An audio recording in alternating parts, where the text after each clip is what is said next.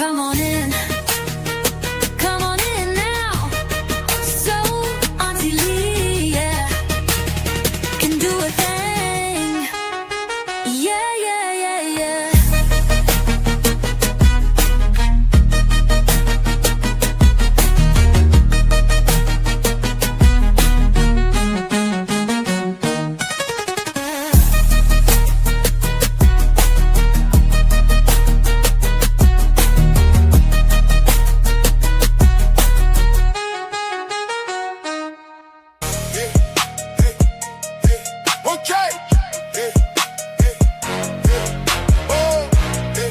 Yo, what it do? What it do? Welcome back to Kicking It with Auntie Leah. That's a fact. Same place, same game, different outcome on the map. Hands up, head Wait on some more people to come in. told down, whole city know the truth, but they don't make a sound. Different rules when it's us. That's a fact. Same place, same game, different outcome on the map. We outside. We alive. Still standing, still survive. Yeah. Every time we turn around, another headline. Another mama crying on the nighttime. Everybody talking justice till it's our turn. Then the same people watching while the whole world burn. See, I ain't saying nothing, I'm just asking questions. Why the treatment look different in different directions? Why some cases move fast, some collect dust? Why we gotta fight harder just to earn trust? Whole hood know the feeling, whole block understand. Trying to build a future with the weight of the world in your hands. When it's us, that's a fact. Same place, same game, different outcome on the mouth. Hands up, head high, 10 toes down. Whole city know the truth, but they don't make the sound. Here in a minute. When it's us, that's a fact. Same place, same game, different outcome on the mouth. We outside. We alive. All right. Thank you so much for coming back to Kicking It with Auntie Leah tonight. From the pain, In the truth game. every day, feel like winning the game. Still grinding, still pushing, still making the way. I need everybody to please hit the like button. For another day. Now we tired of waiting, tired of hoping, tired of watching doors close before they even open. But we ain't backing down, we ain't folding under pressure. Every loss made us stronger, every lesson made us better. Different rules, different treatment. Salute, DJ. Welcome back to Kicking It with Auntie Leah in the Truth Game.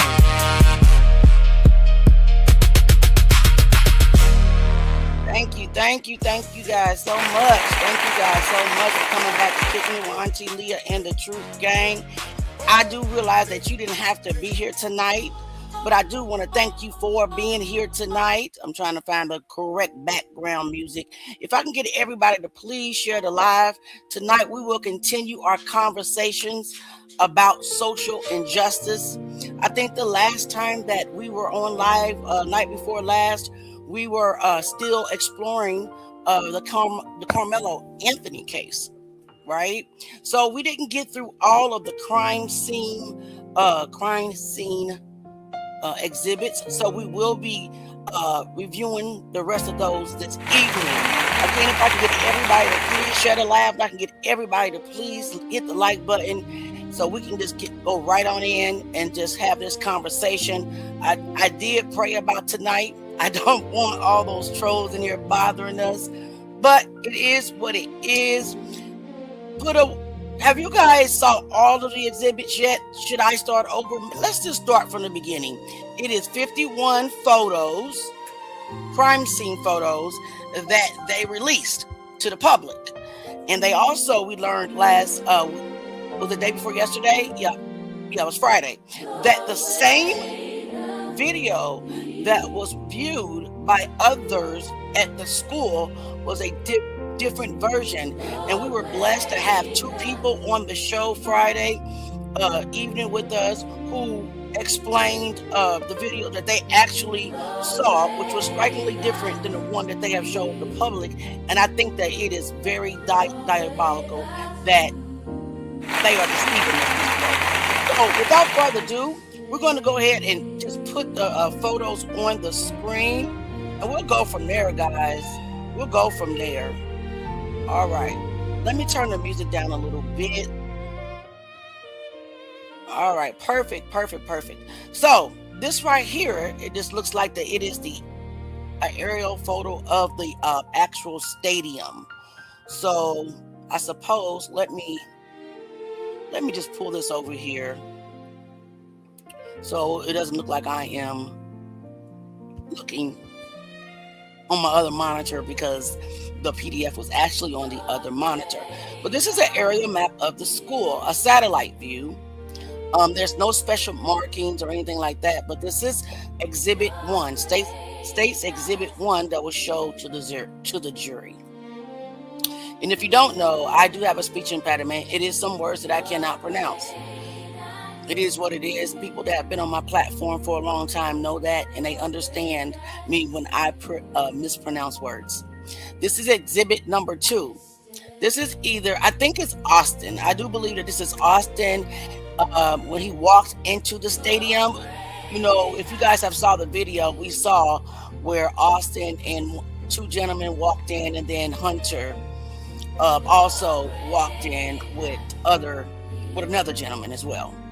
And it appears that when they were walking, that they were walking straight to the tent, basically walked straight to Carmelo to confront Carmelo in the tent. So it is my opinion that they were going to the tent with intent to confront him, and somebody had alerted them to the tent. And that is my opinion. Hey, thank you so much for being here. The only updates on the appeal is that they filed it, and when they filed the appeal, they actually marked a request for a new trial, and they also requested that the original judge, Judge Roach, recuse himself. I think that is a good deal. I think that is a step in the right direction. We all just need to continue to keep talking about the case, and we all just need to keep pushing so that this kid can get a fair trial.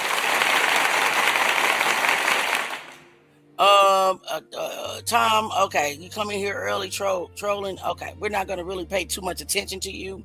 But anyway, back to the photos. And if you have any questions, if I can answer them, I will. If I cannot answer them, I'll simply book table market and try to get the answer for you and inform you. Okay, so this is when Austin was walking into the field house, the stadium. And this is Hunter. He looks a little bit smaller than Austin. You can tell the difference. You can tell the difference for sure. Wow. Okay. And this photo, of course, is when they arrested Carmelo on the scene at the stadium. And this photo is when it looks like Carmelo was running, and he stopped right here. I remember the video. And then this gentleman was chasing after him and pointing after him. And there was some other, kids running after Carmelo as well. As soon as he saw them still trying to give chase, he took off running to a coach. All right. And that was the other kid that was chasing after him. And that's when he started to run again. Are you guys able to see the photos, or do I need to blow these up? Hey, Jean, thank you so much for being here, dear. Carmelo was there in the tent before Austin. Yes. Have you seen the video, DJ? Carmelo was sitting down minding his business. Austin and Hunter are the ones who came in with their little thug friends and walked over to the tent and directly up to Carmelo to confront him. He absolutely was already in the tent, and he was sitting down. All righty. This photo, he's still running, trying to get to safety, because in my opinion, he was scared. He was scared. Another photo of the same scene, slightly changed a little bit. All right. I'm not sure well that's Carmelo right there. And I guess the person in the yellow, I don't what I don't like is they didn't release the file. They released photos and videos, but did not release anything pertaining to explaining what was going on. But we saw what was going on in the video. Okay. And this is Carmelo. He's trying to get to his coach, and then those two people are still behind him. And it looks like he finally reached maybe his team. I'm guessing that that's his team members and coach that he did finally make it to.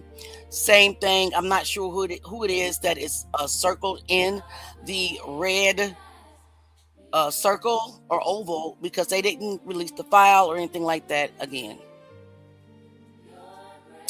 This highlighted area is the area where the tent was set up. So this is where the actual incident took place.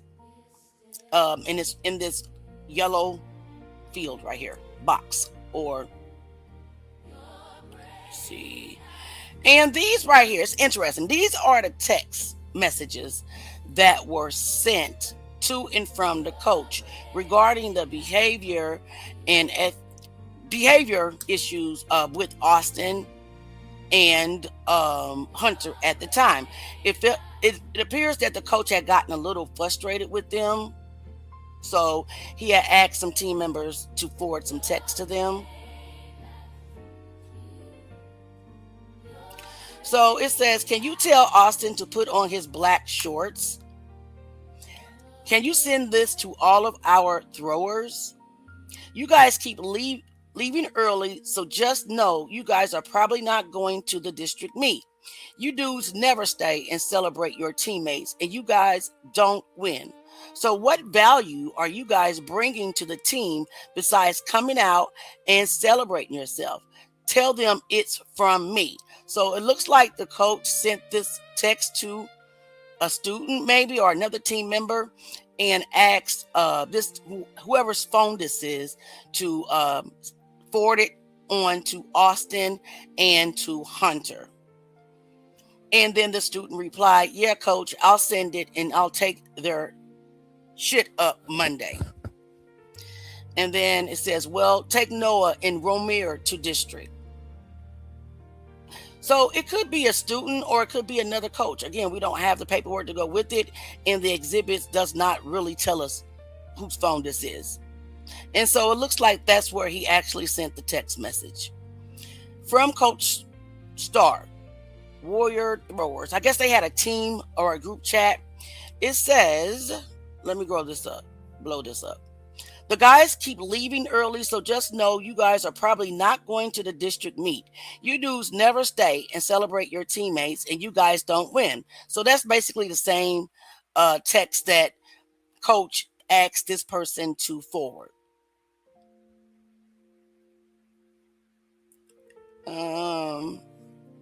Same thing. So it's the same exhibit. Don't know why we have it more than once. And here it is again.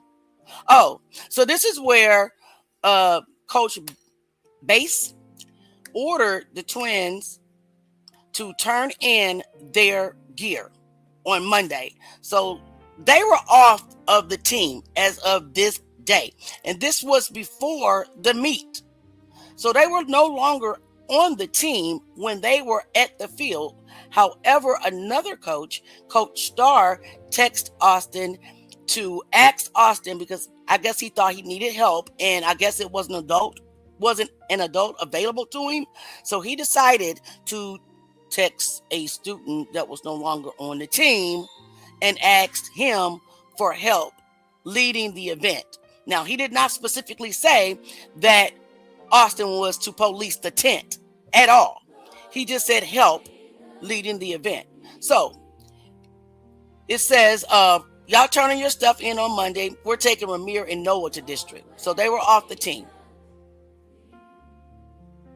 So on Wednesday, April the 2nd at 7:58 a.m., it looks like that Coach Starr, I'm not exactly sure, but I do believe it's Coach Starr, but I can't confirm that as a fact. Anyway, it says, you in red are on early bus. Get tent and whatever else we need. Set examples of how to conduct yourselves today. Be a leader. I need you in red to hold us down. I will be helping with hosting the meet, so I'm going to lean on my older guys. So I am guessing that this is Coach Star sending a text message to Austin. Because yeah, I'm pretty sure it is. I remember his testimony, which we'll get to in a minute. So Austin replies, for sure, coach, got you. And then Coach Star says, love you, man. Sorry I didn't say enough. This was after Austin had passed away. I do remember that he shared during his testimony that he knew that he was already gone. This is actually the next evening, but he sent the text message anyway, knowing that he would not get a response. All right, so this is where it looks like the emergency crew or maybe the crime scene detectives were working the crime scene. Now we see a lot of the book pack bags and jackets and stuff are still left out there and things of that nature. All right, so let's see if we got any.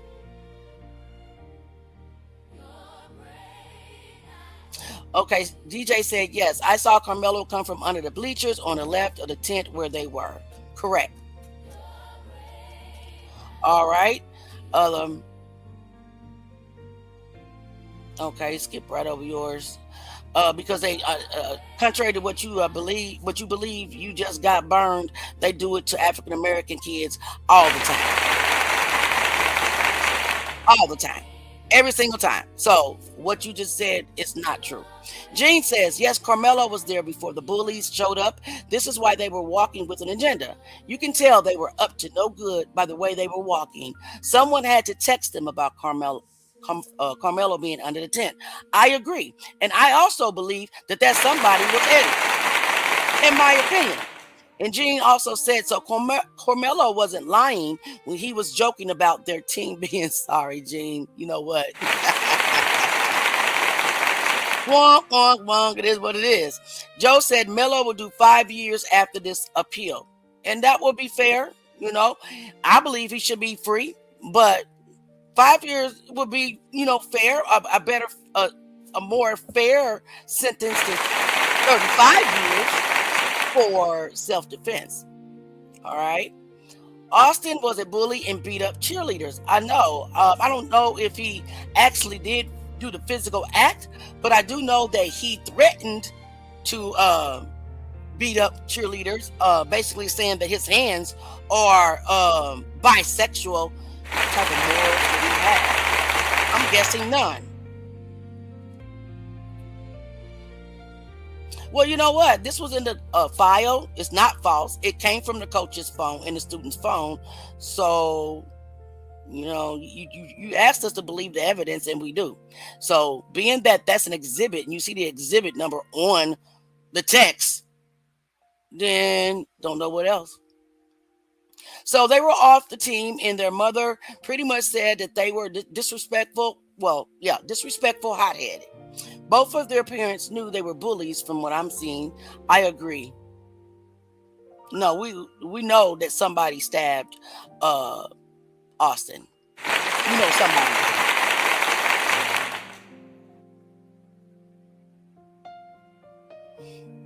I didn't say anybody was suspended, honestly. I didn't say suspended. I said off the team, the track team. I know Carmelo wasn't suspended.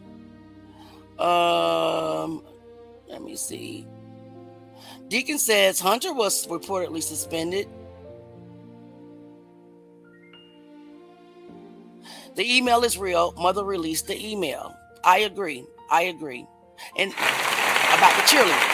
Yeah, she actually spoke on the incident and kind of broke down the mentality of her sons. So we can no longer try to negate that. She confirmed what happened to the cheerleader. She really did. Guys, do your homework. All right, let's get back to, let me get the comments. All right. This is exhibit number 31. This is another shot of the area where the incident happened.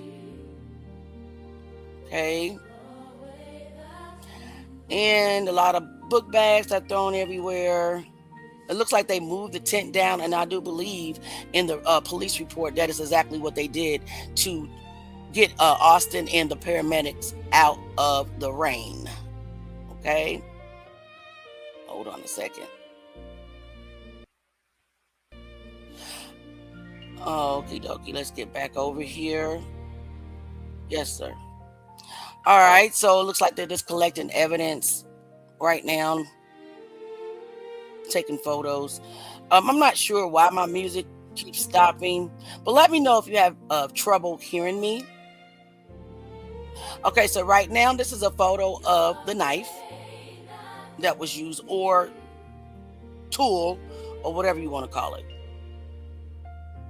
Another shot of the knife or tool, whatever you want to call it. I do want to point out that there is some blood over here on the left of the knife where it bends, where it flips down. It's just a small amount though, and I would not know how blood got there when he barely had blood on his hands, but I'm not a forensic specialist. Another shot of the scene.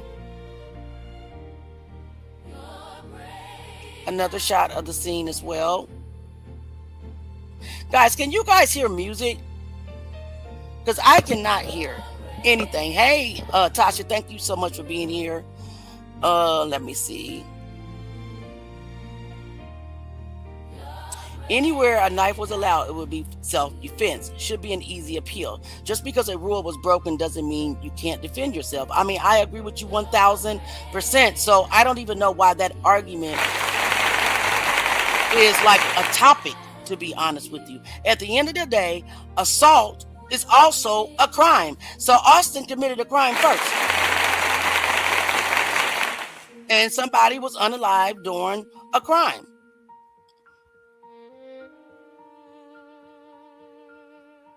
I don't think that he actually physically beat up cheerleaders, but his mother did confirm, and the cheerleader said that he will beat up a cheerleader, basically. But I'm not sure if he actually did that. Hey, Tasha, thank you so much for being here, baby. All right.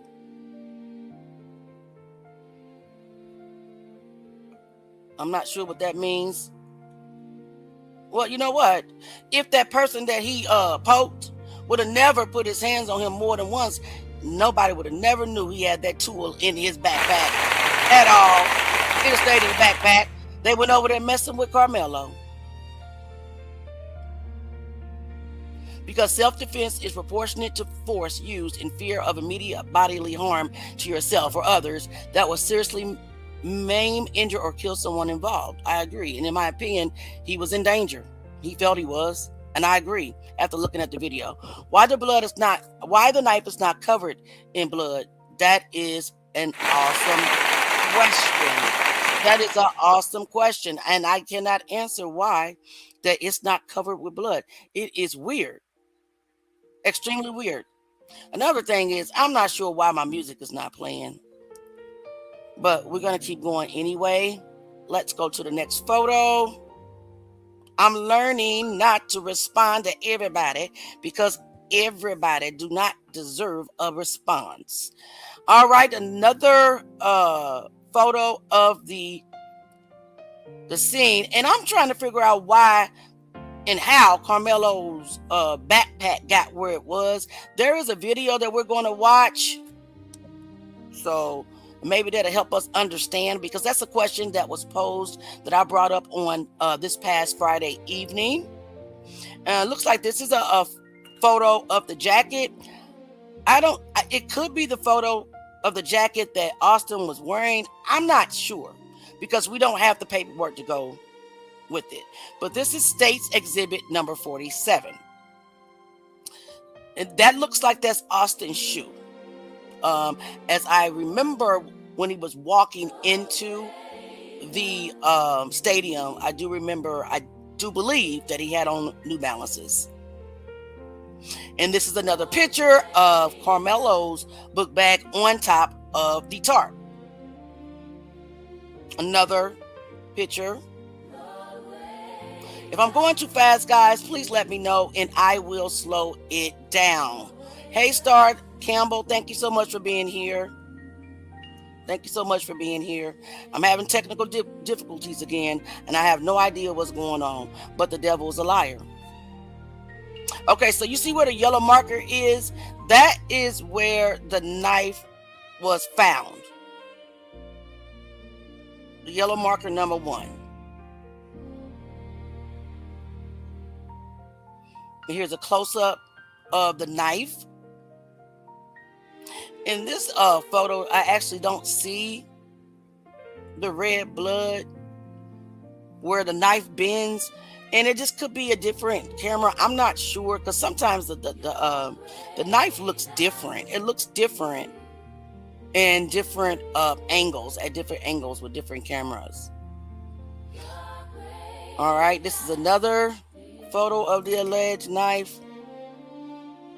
Someone had said that there was an M embedded on it, but I do not see that unless there's another knife out there. And here is the knife again. It looks like the blade was 3.5 inches long. That looks more like a little fishing knife to me, but all right. And this is the inside of a jacket. I think that this may be, I don't know whose jacket it is, because the name in it says Bandy, B-A-N-D-Y. B-A-N-D-Y. So this jacket belongs to maybe somebody named Bandy, or maybe it used to belong to somebody named Bandy. I am not 100% sure. All right, do we have any questions so far? Am I going too fast? Let's see. The real knife that stabbed him probably was the one they threw in the trash. I agree.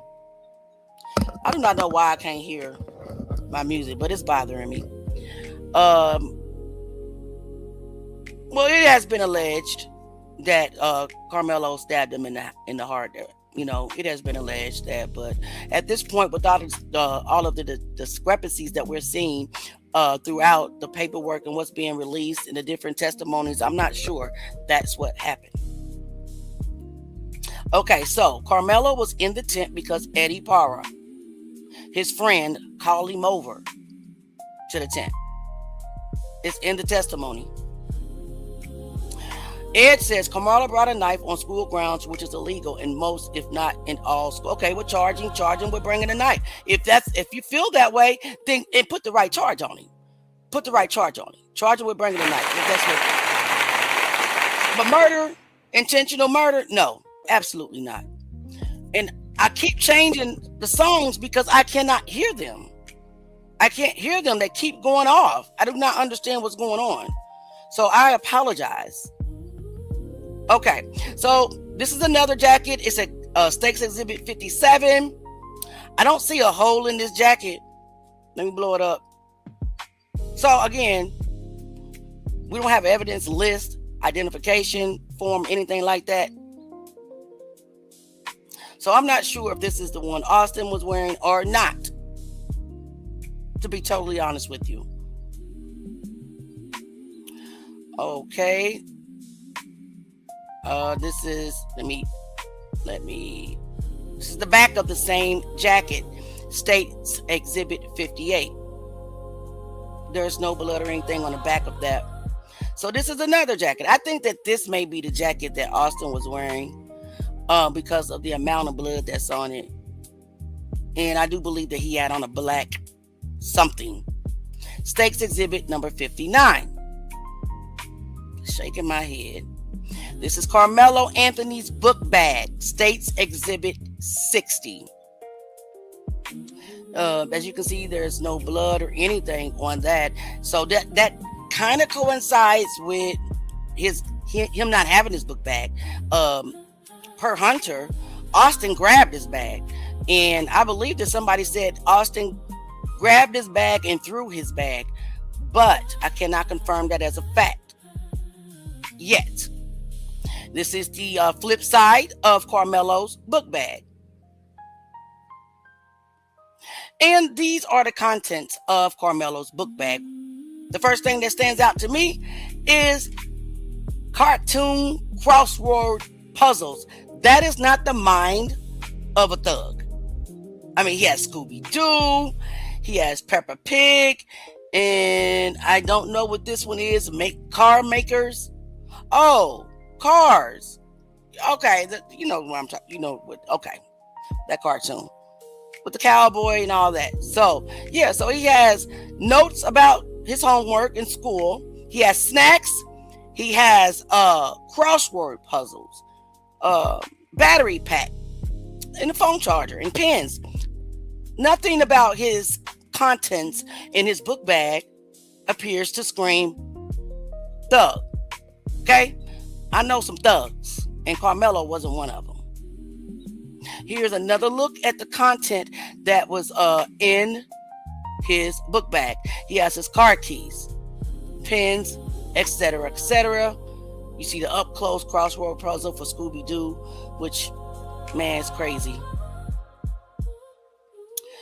We have seen this before, but again, snacks, same thing. It looks like that's his black t-shirt that he had up under his hoodie that he had on that day. And that is Stakes Exhibit 64. And this is the sweatshirt that Carmelo had.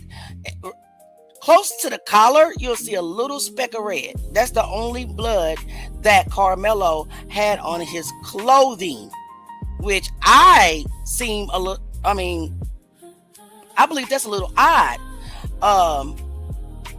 because of how close they were. And he definitely was surrounded. And that's the marker, just kind of showing you how big the blood is, the stain. And there's a close-up of it. And I'm not even sure if that's blood. Honestly, it doesn't look like it, but it may be. But I don't know. I thought that blood was much darker, and it turns brown as it gets older. But I don't know. And here's another photo of the back of the hoodie that Carmelo Anthony had on the day of the incident. Stakes Exhibit 68. And this is when Carmelo was in the police car, got arrested, and you see a little spot of blood on his index finger. He has some blood on the index finger. And that's it. Nowhere else. Which is also odd. You would think that you would have more blood on your clothes and on your hand if you, in fact, stab somebody enough to unalive them. We can agree to disagree. And this is the wound. Very deep wound. It's just a deep wound, and it's big, kind of a big wound.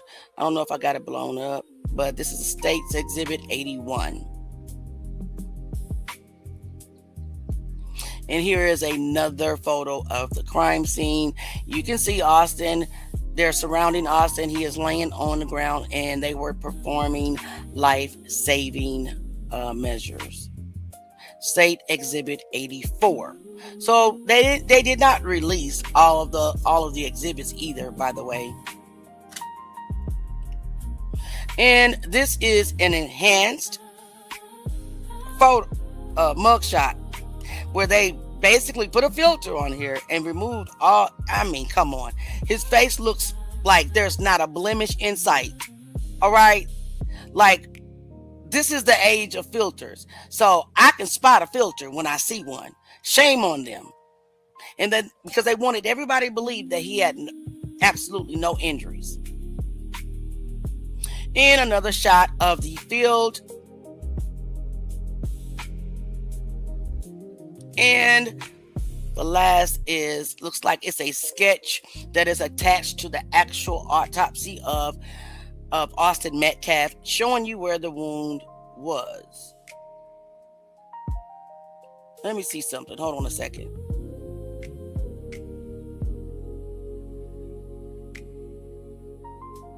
I thought that they was identifying something else on this.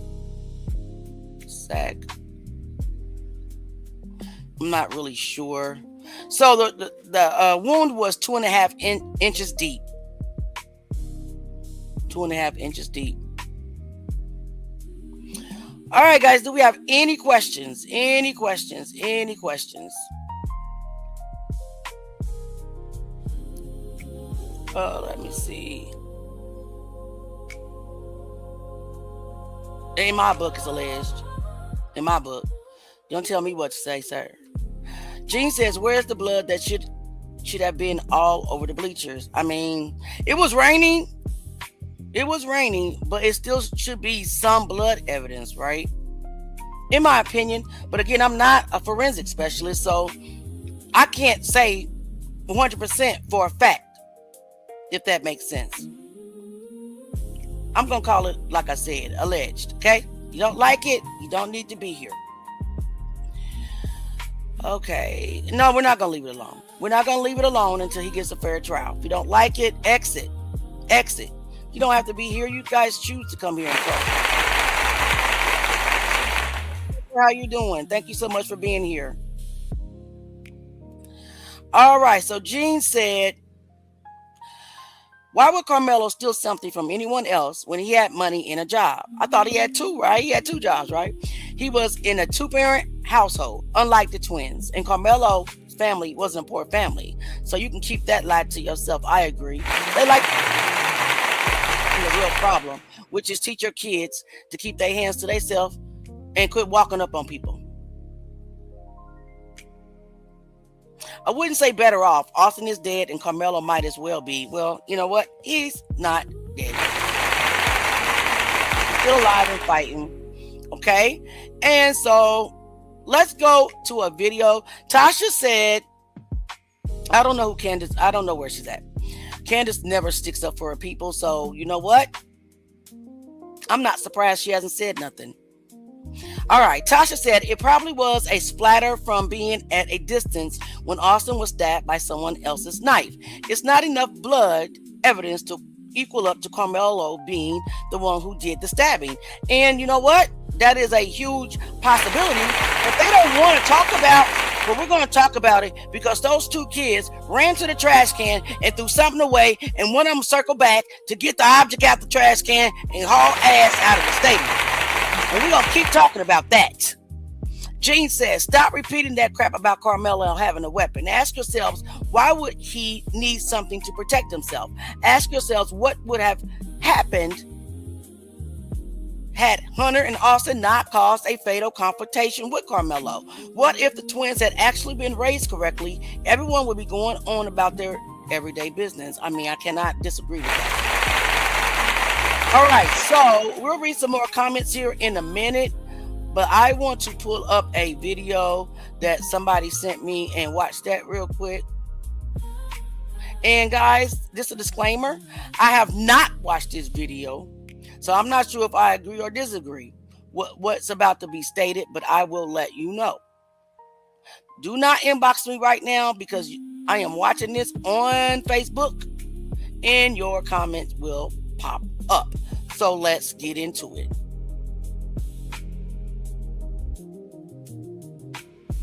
And where is it? Right here. And let's see what she has to say. Very blurry, but this is who everybody has been paying attention to. But that's not who everyone should be paying attention to. They think that that's Austin. That is not Austin Metcalf, in my humble opinion. Look there.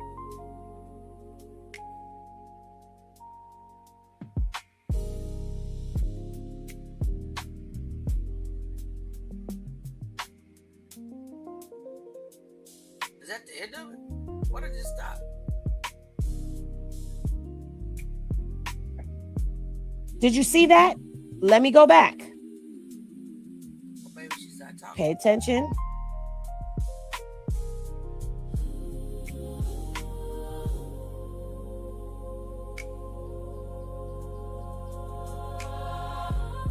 Right here in this blurred image, you see a black sweatshirt, and that looks like a white. Put a one in the chat if you can hear this video because I cannot hear anything. Guys, I'm going to go out and come back in. I'll be right back. This is great.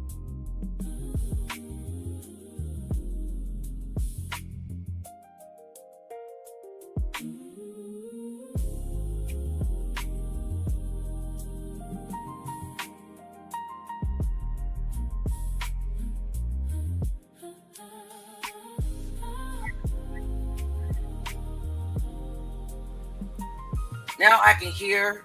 I could not hear. All right, so let's see if it will play now.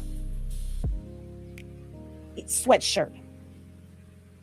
Remember, it was said that Austin used a lineman's drill, which is where they scoop the person up off the ground. In my opinion, it looks like Austin did the lineman's drill to Carmelo, scooped him up, and they went over here. This is them here. Let me rewind it so you guys see it. Pay attention. Boom. Now you see the guy in the blue. You see, I'm rewinding. You see the guy in the blue right here. We're going to go back. They come tumbling out. Slow motion. The guy in the blue, it's a big blue, black blur right here. Okay.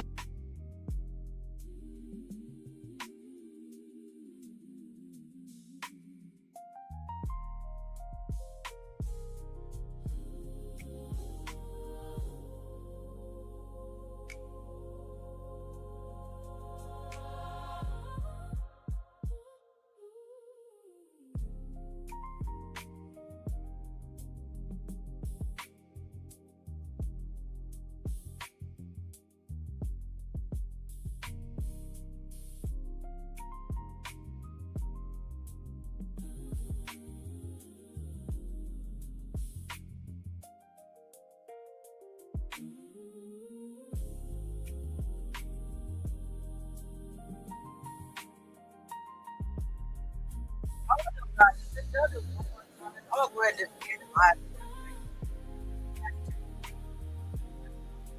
what's going on here, but that's what's going on for some reason.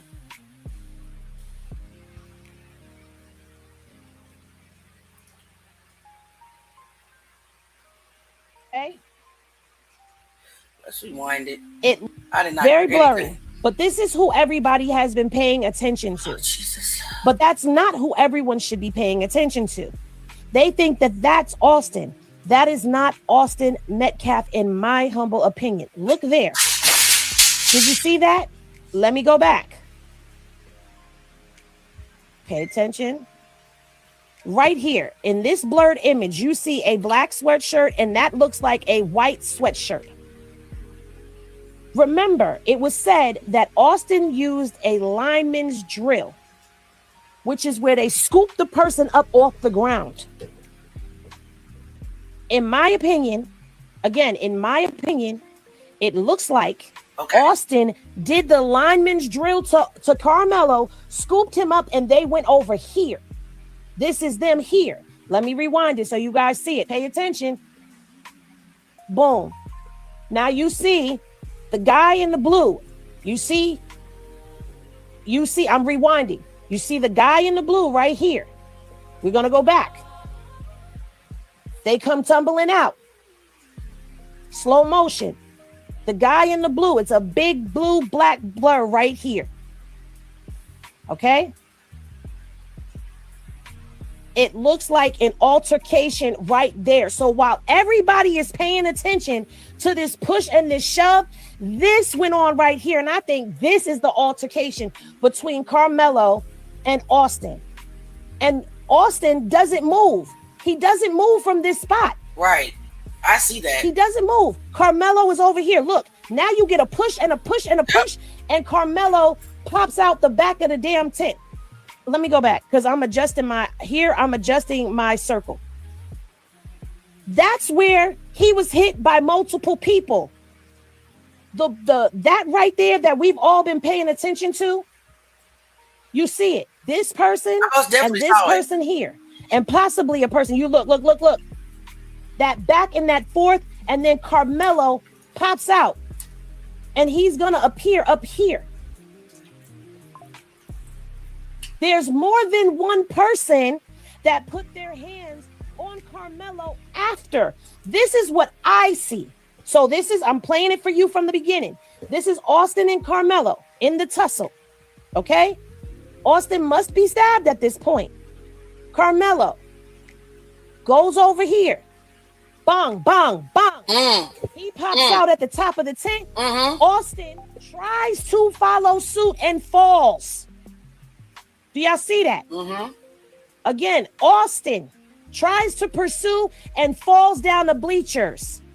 Are y'all seeing what I see? Yeah. Very blurry. But this... Okay. All right, so let's talk about that. What are you guys seeing? And I'm not talking to the trolls. I'm talking to the people that are here that are wanting a fair trial for these kids. I did get an inbox from our guest, and she is working on gathering the group together. All right, so we're going to stop this one. I had another one that I wanted to show before the guests get here. Okay, so just give me a moment, and let me pull that one up, and let's watch that one as well. I'm thinking that the trolls are leaving, which is awesome, because honestly, if I didn't like somebody's channel, and if I didn't like what they were talking about, I would not be on their channel. It does not make any sense to me. That is bullying. You're coming over here and you're wanting to force your opinions on us and don't like what we're talking about. That is a bully. And that is exactly what Austin and Hunter and the rest of the crew did. And I'm sorry that you guys are not getting that at all. But I'm not going to pay that much attention to you no more. So stop coming over here. Hell. All right, guys. So this is a little podcast. And they're going to be talking about Carmelo Anthony's appeal. It was really informative. So let's just take a look at that and see what we can learn from that. Let me blow up the screen a little bit. And I'm going to say fair use. And let's get into it. And no, we're not going to watch the whole 2.5 hours. No, absolutely not.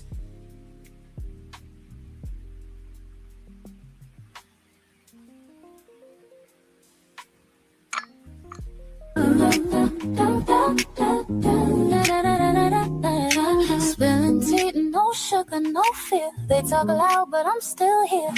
Like Keisha say, clear real talk lives right here. Spilling tea, no sugar, no fear. I'm still here. I'm gonna fast forward it until we But got I'm to her still panel. here. Like Keisha National trial. What does that even mean? National trial attorney. I was like, what does that mean? The National Trial Lawyers Top 100 is a prestigious invitation-only organization composed of the premier civil plaintiff and civil defense attorneys in each region or state. Membership is selective and based on strict criteria, including reputation, leadership, and trial results. So I thought that was pretty good. Now, I believe Andrew Wilkerson will be joining. He's also a trial attorney, 17 and 1 murder cases. Now, as it relates to Attorney Wilkerson, I noticed both of them actually attended Texas Southern University. Wilkerson attended Texas Southern University as well as Michael Campbell. However, Attorney Wilkerson, it showed that he also attended Good Marshall School of Law. Okay, so we have Attorney Wilkerson here. I'm going to bring him up, guys, and then we're going to get the show going. And then we have Michael Campbell as well. Hi, how are you? Okay, thank you guys. Give me a moment here while I adjust the screen. I did introduce you guys while you were, preparing to join.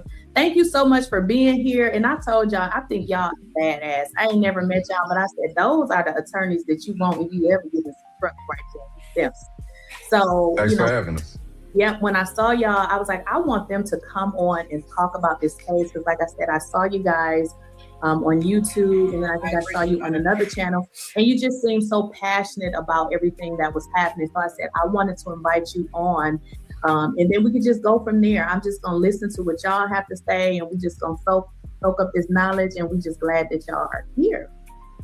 No doubt. Thanks for having us on. It's a pleasure to be on. We're going live, so we're gonna figure it out as we go, but it is a pleasure to be on. For those of you who don't know, my name is Michael Campbell. I'm a 16-year practicing criminal defense lawyer here in the Dallas-Fort Worth Metroplex in Texas. I have a specialty in criminal law, criminal defense work, in particular murder cases. Currently, me and Andrew have a high success rate in winning murder and capital murder cases in Texas. How you doing? I'm Andrew Wilkerson. First of all, thank you for sharing your platform with us. We're elated to be here. For those of you that don't know, under my face. Everybody, please welcome One Who back to the stage. And I think that some other people are coming. I know that is it Rock? Yeah, Rock. Rock and AO, right? I don't know about AO. I know Rock's coming. I don't know if Knick-Knack's gonna make it because she's not feeling too well. Okay, but everybody, please pray for Knick-Knack. So we're just gonna continue to watch this little video real quick, this interview, until the others come onto the panel, and then we can get your input on your experience. All right. It's right there, Attorney Andrew Wilkerson. I've been working one half of the Not Guilty Boys. I've been working in criminal law about 13 years, trying to get into some civil as well, but trial is what we love to do. 17 and 1 in murder cases, and that's just murder cases. But yeah, we love trying cases. We love talking about trying cases. Hopefully we can bless our game today with something you didn't know yet. Thank you guys so much for that. And one thing, before you guys came, I had looked up your background and I had noticed that you both attended, was it Texas Southern University together? Yes, ma'am. Yeah, I did. Well, he went first. Right. But one of the things I forgot to say is that you guys call yourself the Not Guilty Boys. And that's what I was like, I like that. That you know, the right. Not Guilty Boys. What made you guys come up with that name? It's a verdict that we started this when Drew called me and said, "Hey, bro, we have an opportunity to come together as young black men and start a precedent when young black men attorneys out here representing, first of all, young black men, which is the number one demographic that's charged with criminal cases." But he came, he said, "Let's start this firm." We started trying small cases like DWIs. We started hearing the word not guilty after those trials were over. Then we picked up more cases, more serious cases, aggravated assaults with deadly weapon, heard not guilty on that. Then we started going into the murder. I'm swiping just like everybody else. And I think I saw something that kind of had part of his closing verbatim, and he just sounded like he was standing on the fence. All right, that's stabbed you and ran off that is pretty much that's a great example of an attorney not being thorough. You have to be thorough. Okay, everything from you never getting in trouble before all the way to I think I went back to okay, that's a great example. That is. I hope you didn't have a self-defense claim. I hope you didn't have a position towards putting that entire situation behind you, regardless of what the disposition is. I hope you didn't have a self-defense claim back then and didn't use it, but that is pretty much that's a great example of an attorney not being thorough. You have to be thorough. Okay, everything from you never getting in trouble before all the way to maybe you got jumped on one time and you said in your mind you weren't gonna let that happen again or whatever. Your lawyer kind of should have did that, man. I'm glad you didn't say his name. Right. But what I saw, and that's why I like about y'all, because Attorney Wilkerson, you were so passionate and you stated, if I'm correct me if I'm wrong, you had stated that you had reached out to, it was a lady that was saying that Carmelo had saved her son. I don't remember if it was her son or her daughter, but you had liberty in reaching out because it seemed like you wanted to know, had his attorney reached out to her for her to come in as a character witness? And I believe you stated that she said something about that he hadn't contacted her. She said no, I would have been there. Well, we all can agree that Carmelo's attorney was paid opposition. He just was not attorneying, and he just absolutely did not defend this kid whatsoever. And I think it's diabolical, but that's what's going to really, I believe, give the new trial ineffective counsel. In my opinion, what do you think, Wahoo? She might not be paying no attention, Auntie, right now. It's okay, guys. Let's keep listening.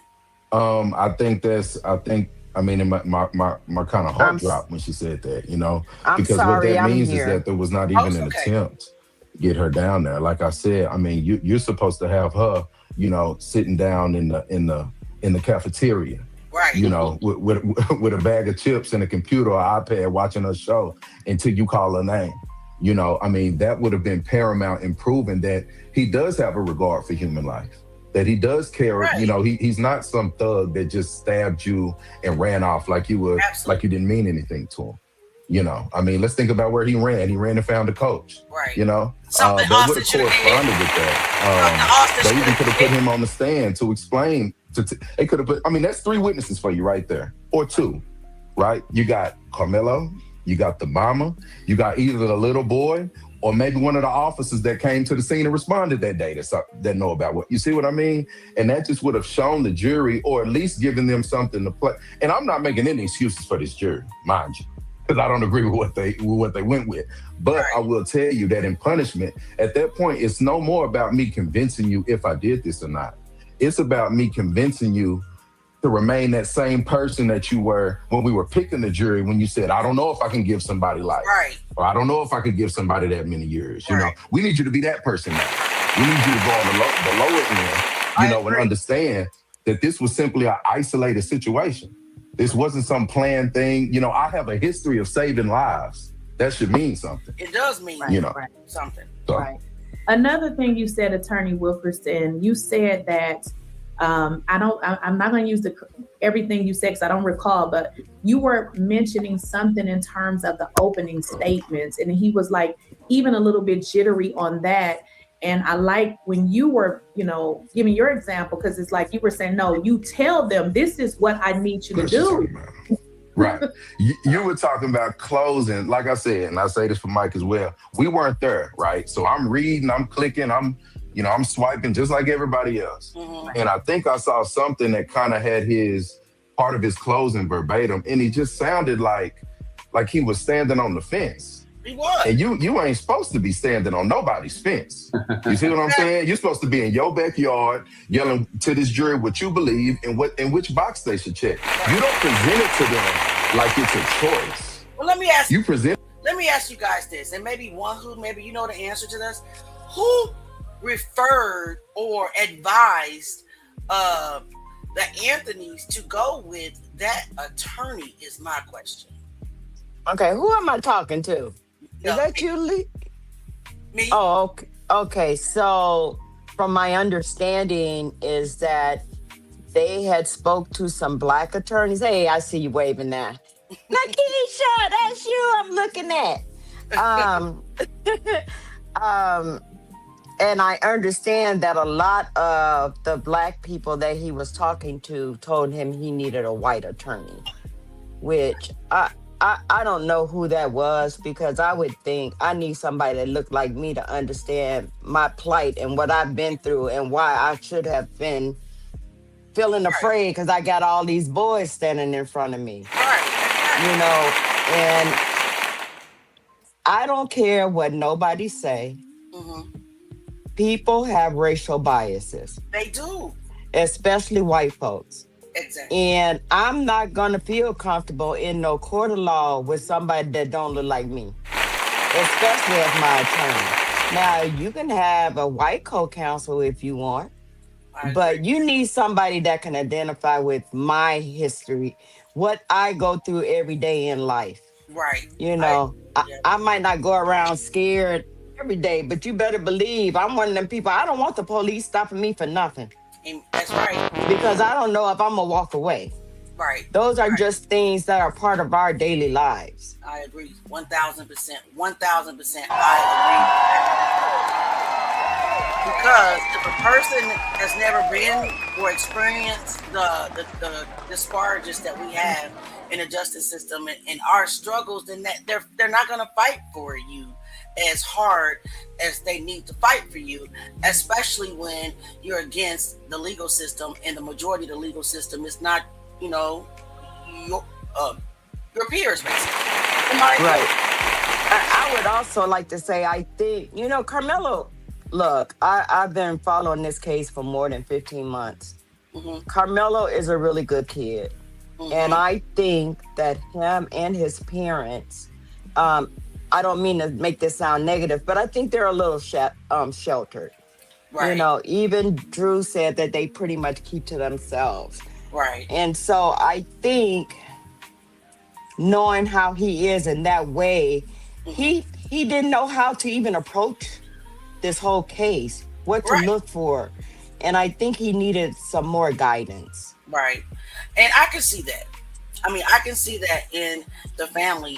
They raised their kids, correctly. So there was no experience in having to deal with any legal systems while raising their children. So I can imagine that this shocked them. It was like culture shock. You know what I mean? When this happened and they really didn't know what to do. So they were seeking advice. And unfortunately, people gave them the wrong advice. Right. All right. So let's keep looking at Lakeisha. 1 second.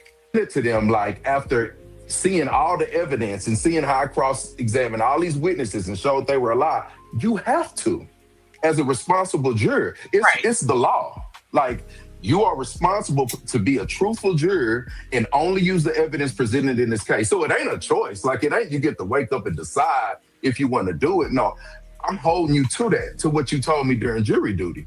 Jury duty. Right. This your duty. You see what I'm saying? This is your job. I got a job to do today, and so do you. And for me to present it like, well, I'm not going to tell you what the correct verdict is. Right. Oh my God, that's heartbreaking. Right. That's heartbreaking. Right. And that's why I said I like them, because even being a juror, if I'm sitting there and you're not standing like you should be, I'm going to start to wonder, do you think your client is guilty? Because you should say it exactly how you said it. This is what you need to find. You need to find him not guilty. All of the standing on, I was like, I don't know. So based on that, I want you, from your professional experience, obviously you both are attorneys. None of us was in the court. We're just going on what we read and what was reported and what people have stated.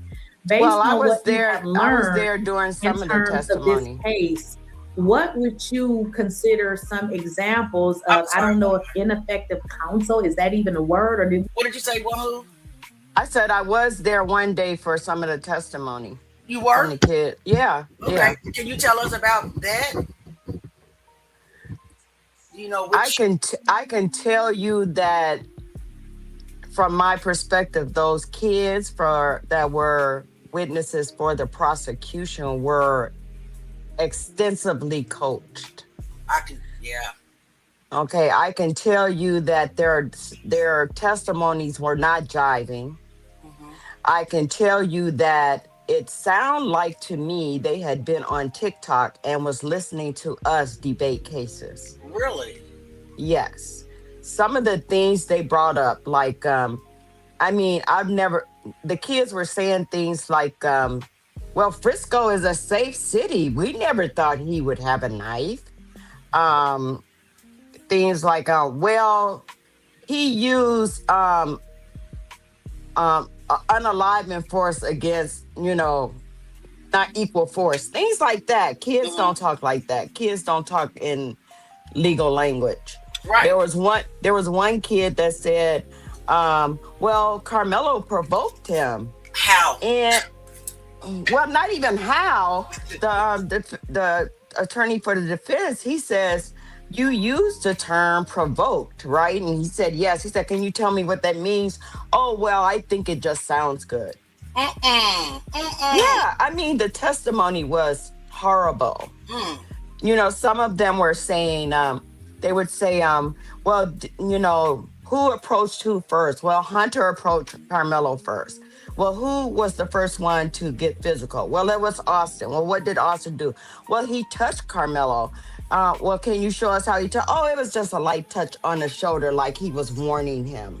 Who warns anyone with a tap on the shoulder? Right. And clearly the police report said that it was more than one touch. So maybe he touched him the first time lightly, but that's what we saw in the video. Absolutely was not just a touch. No, it wasn't. And they would say, well, can you show us how, Austin pushed them? Some of them would use one hand. Some of them would use two hands. And me, I'm like, if he used one hand, he must have punched him, because I don't know nobody that pushed with one hand. Right, exactly. So things like that were coming out. And I don't think the jury paid attention to anything other than the videos that showed that Austin was killed. Right. They didn't pay attention to the way that they were walking to the tent aggressively, the intent on how they walked right directly to Carmelo, as if they knew he was already there.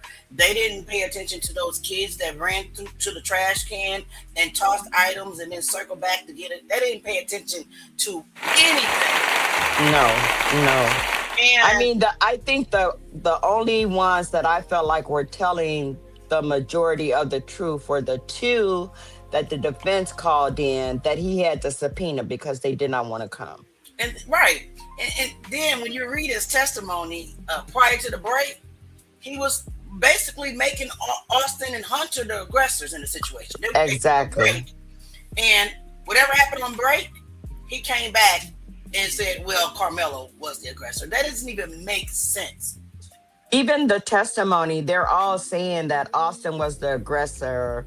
Austin did this. Austin came up in his face. We were all standing around him, telling him to leave. That's enough to make me feel intimidated. I got more than one person yelling at me to go to leave. That would make me feel intimidated. Right. But even after all of that, for the prosecutor to say, well, do you think this was murder? And the little kid would say, yes. Well, do you think this was self-defense? No. That's why I say the jury wasn't paying attention. They already had their minds made up. It wouldn't have made a difference if Carmelo got on the stand or not. I agree. I do do you think that he should have gotten on the stand though?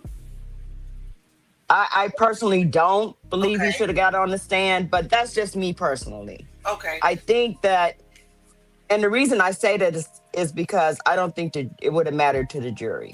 I think they already had their minds made up. And I believe that 1,000%, that he was judged before the trial started. He was judged when the incident first happened. He was already judged, tried, and convicted then.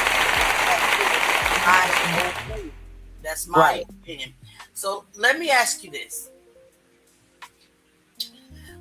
Did you have like an overall impression of the trial at all? Or was it, you was only there, 2 days?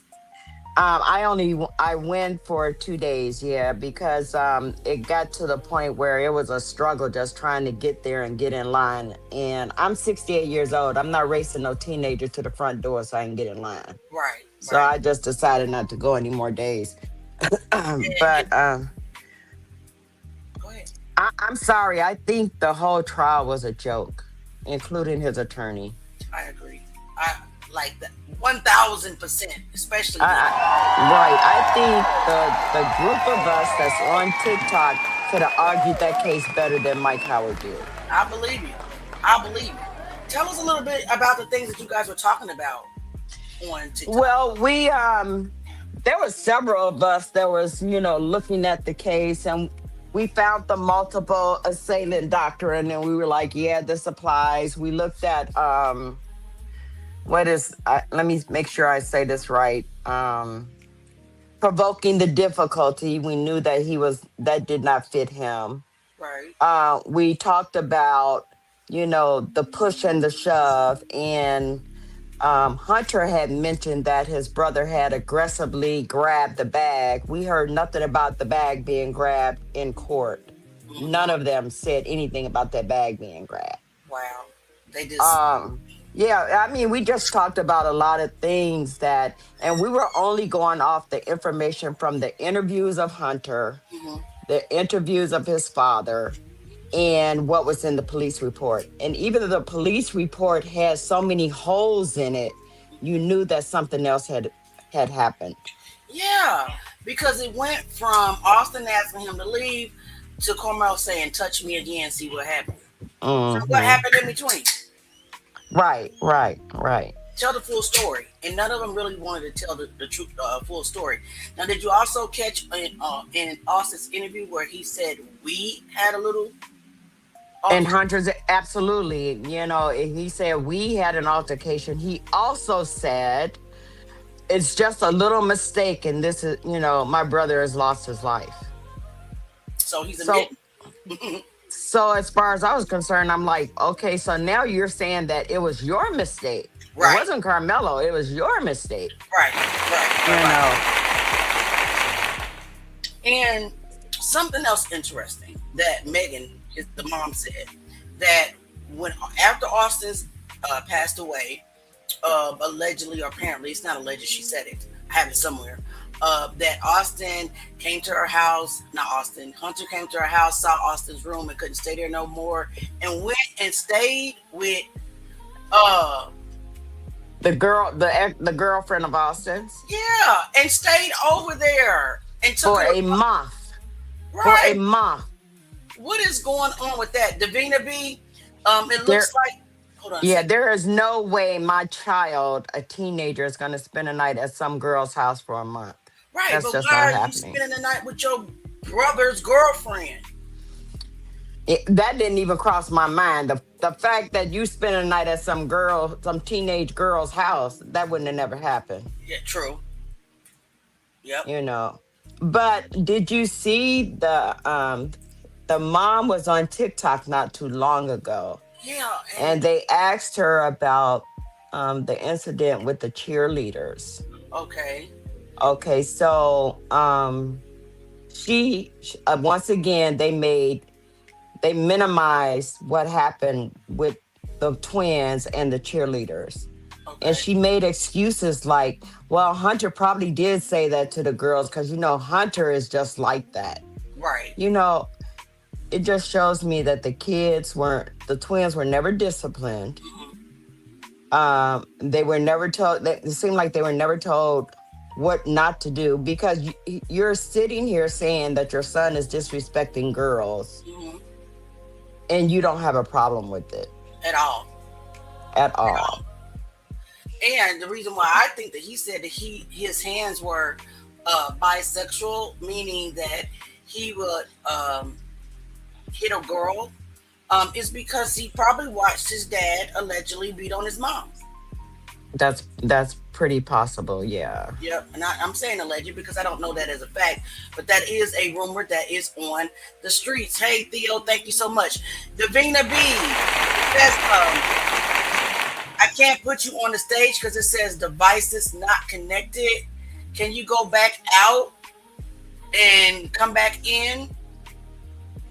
Come back in so it can connect to the platform. You were not connected.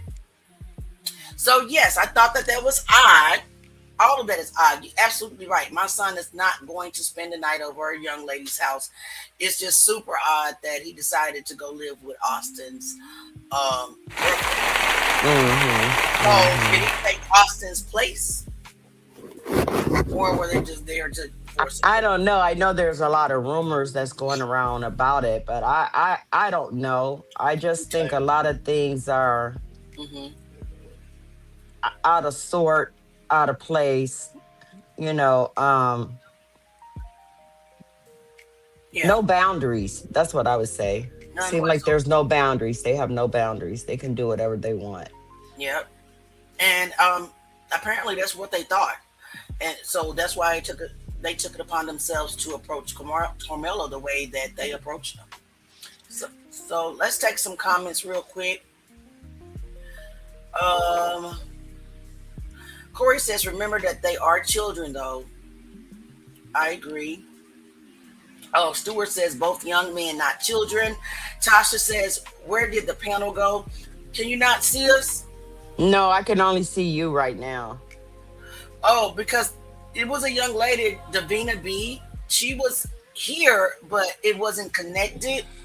So I needed her to re-click the link so she can be added to the panel.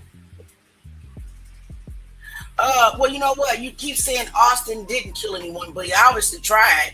I mean, in Carmelo's eyes, his opinion, he thought something was going to happen to him. So Carmelo took out the threat, but I don't even think that he meant to do it, to be honest with you. He was defending himself.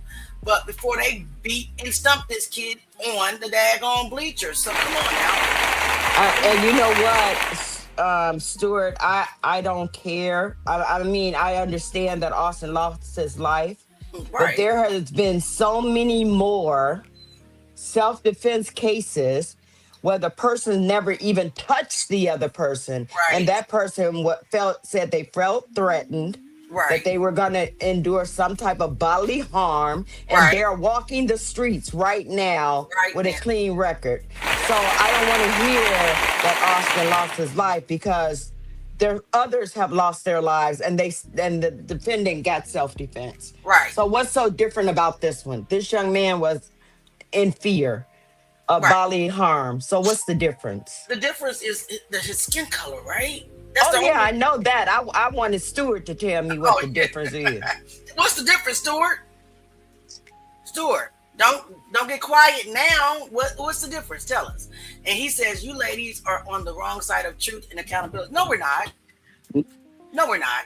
Go ahead, Wahoo. No, we're not. It's just that you don't want your kids to be responsible and accountable, but you always want ours to be. I agree 1,000%, because if the colors were flipped, like even a white man said today, and I'll bring that up, it would never even been a charge. He would have never been arrested. Carmelo just would have been dead. If it was black boys that attacked a white kid and he poked them and that black kid died, that would have been self-defense, no charge, no arrest, no nothing. Yeah, he can't tell me. Stuart can't tell me nothing, because a man in Florida somebody threw popcorn on him, and that man was Shot an ex-cop. Yeah, shot him twice. Yep, and killed him. Alive, the man. And you know what? He wasn't supposed to have no pew in the movie theater, but he had it, didn't he? Right. So you can't tell me nothing. Now you can admit that you're being racist, and I'll Right. accept that. Okay, so let's talk about that case. He threw popcorn. Popcorn. Less damage than a damn push. And he got away with killing the perpetrator because popcorn is also an assault. So it should never have been a charge. The man said he was in fear because he was old, he had arthritis. He was in fear because he thought he was gonna get butter on his clothes. Girl, look, I don't know, but he walked away. Now here you got Carmelo, 130 pounds, a little short kid. You got Right. two guys that's over 200 pounds, Right, over 6 feet tall, with their mob, right. So standing in front of Carmelo telling him to leave. And you're going to tell me you don't believe he was fearful? That he felt intimidated? No, I'm not riding with that story. you know he was scared. You know he was scared. And you remember his brother came on, he went live. Did you guys see his brother go live? Well, he did a video. Did you see Yeah. that? Where he said that they actually did know who Carmelo was and they had been trying to get at him or something like that. Wait, where was this found? Oh, Yeah. let me find a video. Hold on. Y'all can go ahead and talk while I'm looking at this. Yeah. Go Go ahead. Yeah, I'm I sorry. want I to was see trying to that. get some more people. But it's kind of last minute. Everybody's a little busy because they have a couple of big lives being ran It's okay. on our side of TikTok. So, No. It's all good. I'm looking for that video. So but go I ahead. do have people that's gonna want to come in the next week or so, like over the next week or so. Listen, Sunday is our wind down, chill, get ready for tomorrow. Mm-hmm. Yeah, we all got job day, so I get it, and that's why I'm not all hyped up because I refuse. I done had a great time with the Lord today. Right. I got so much peace. I'm so unbothered by these trolls. They don't know what to do with themselves at all.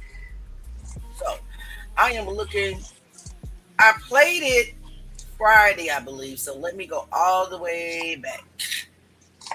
But keep talking while I'm looking for it, guys. I don't want you to stop talking. I don't want to run your folks away because Listen, they're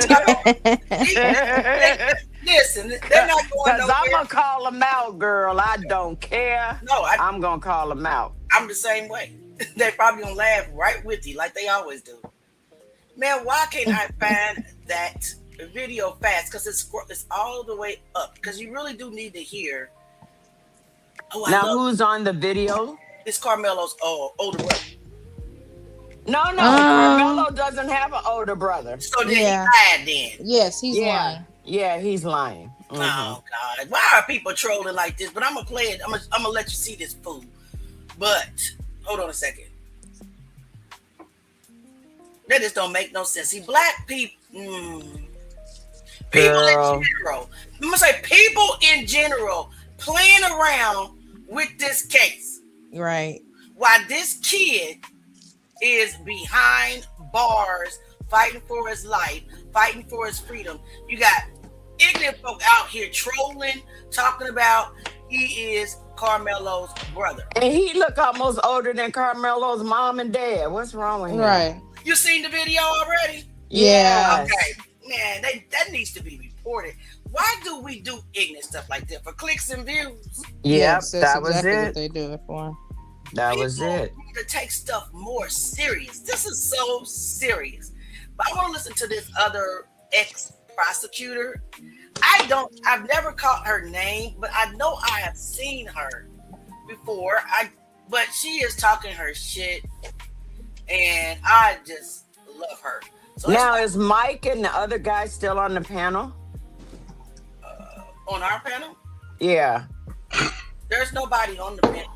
Oh, yes. Okay. That was a video. Okay. Got you. Okay. That was Lakeisha's video. Okay. Got you. Video. Yep. So, is Ayo coming? No, he's not going to be able to make it either. So, I'll see if I can get some other people to come, but it might most likely just going to be us tonight. Yeah, it's okay. Listen, I'm so at peace. I prayed for Carmelo today. I prayed for the case. I prayed for this all injustice that are against our people. And that's why you don't see a lot of them trolls in here, because I don't pray to them, rebuke them away. In the Good spirit realm. In the spirit realm, I did. But let's pull up. Let's take a look at her, and we're not gonna stay on here that long. Oh, you went out. I don't hear you. Oh, I'll be back. Okay. I'm right here. So, as I sat in the courtroom on Saturday, and I heard the testimony, and I looked over at the prosecutor, and I got emotional. I cried because I had to check my heart posture. I had to check my receipts and recall, was I this type of prosecutor that would bring a case that had no merit because of the color of their skin? I cried because I looked at the weight of the world on his shoulders. I cried because I had to protect so many of defendants that looked like me from racist prosecutors and racist defense attorneys. And then I said to myself, no, that wasn't you. Your pedigree was fairness. Your pedigree was to protect and serve. Your pedigree was to remain ethical. Your pedigree was to seek justice, even if it required a dismissal. And I felt like, did I fail my community when I was a prosecutor? Because did I speak up enough? Did I stop enough of this?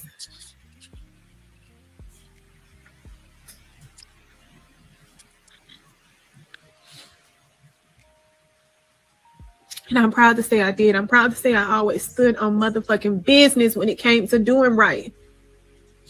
I never let my ego become what I saw in those white prosecutors. I never let race play a role in justice being served. Carmelo is an amazing young man, 3.78 GPA. Football and track captain. Worked 2 jobs. Knows the Lord. Very respectful. And we have racist individuals trying to take his life and his freedom. Not on my motherfucking watch. I know that's right. Not on my watch. I know that's right. That's crazy. I wish I knew her name. Everybody that actually plays her videos, they don't put her name in the bio. Oh, okay. So I was just looking for her myself. She's the one that was standing outside of the courtroom, and it was on the news, I believe, or somebody. She was in front of somebody's camera, and she was snapping. She was very angry, and she is a former prosecutor, and basically was just saying they railroaded that kid. They railroaded him, and like you guys been saying, his defense attorney was not defending him. So, do you guys want to continue watching Lakeisha's platform? Yeah, I want to see what the attorneys were saying. Okay, all right, let's put that. Because I just started following them. Okay, yep, I was interested as well. So let's put this back up here, guys, and let's just do a reaction on what they're talking about. Let's see. You just make that up too. Is that really the word for it? Right, ineffective assistance of counsel. And I'm gonna do this a little backwards. I'm gonna talk presently and work our way back. So presently, Carmelo Anthony's appellate team has a motion for new trial filed with the trial court, requesting that they reconsider and open up a new trial for Carmelo based on what I believe, and I hadn't seen the motion, but what I'm pretty sure is going to say is ineffective assistance of counsel. Okay, that ineffective assistance. Oh, I can't hear it. Is one avenue, is one roadway towards getting a new trial. It's separate from the. You're not able to hear. And I can't hear. I couldn't hear the last one that was played. One who I left and came back. That's why I just sometimes it be messing up for me. I just leave and come back. Okay, so yeah, one who drop down and come back in. Okay. All right, we'll wait on you.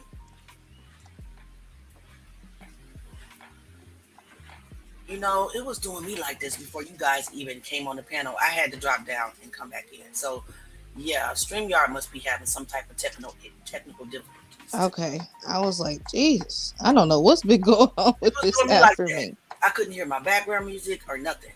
Oh, wow. What is going on? So we're just waiting on her to come back. All right, here she is. Are you able to hear now? I can hear you, yes. Let me try and play the video, and see if she can hear it now. Okay. Appeal. Yeah, okay. I can hear it. It's a post-conviction relief that also gives Carmelo Anthony a roadway to a new trial. But the way that it works is right now, Judge Roach, the trial judge, still has jurisdiction over that case. He doesn't lose jurisdiction until 75 days after the verdict. I think the verdict was like June something earlier this month. Anyway, he has jurisdiction over that case 75 days after the verdict. So the motion for new trial has to be filed within 30 days. that'll put it at July 9th. Right, the verdict was June 9th because the deadline is July 9th. And what that does is, because the same judge, Judge Roach, will have to make the ruling on the motion for new trial. So essentially, there would need to be a motion. He has 3 days, okay, after the motion to recuse is filed. He has 3 days to either voluntarily recuse himself or deny recusing himself and send it to the hired judge for the hired judge to choose the independent judge to have that hearing, just to decide whether or not he should be recused or not. So that will be between Carmelo Anthony's appeal lawyers requesting Judge Roach to be recused, and I'm assuming Collin County Prosecutor Office said that no, Judge Roach did everything right. He should remain a judge on this motion for new trial. So, but the problem with Judge Roach is those statements he made. Never in the case have I seen a judge come out so quickly and say, yeah, I made all the right rulings. I was fair. He got a fair trial, and I felt like he was guilty. It was everybody saying, well, he didn't say anything biased. It's the I felt like he was guilty part. Okay? Right. Because as a judge, your job is only to be the referee of the case. You're not a player in the game. You're just the referee. You call balls to strikes. So as a referee, you're to be impartial. How can we ensure that Carmelo Anthony got a fair trial when you had it predetermined in your mind that he was guilty? Yes. How does that predetermination not affect your rulings as the trial judge? And now even more so, going back to this recusal motion, now that you have said that out in the public, why should you remain on this case now that you strongly believe that he's guilty? You're not going to give him a motion for new trial. You're not going to even give it a true consideration, a real consideration. You know, so that's why they're moving forward with the recusal.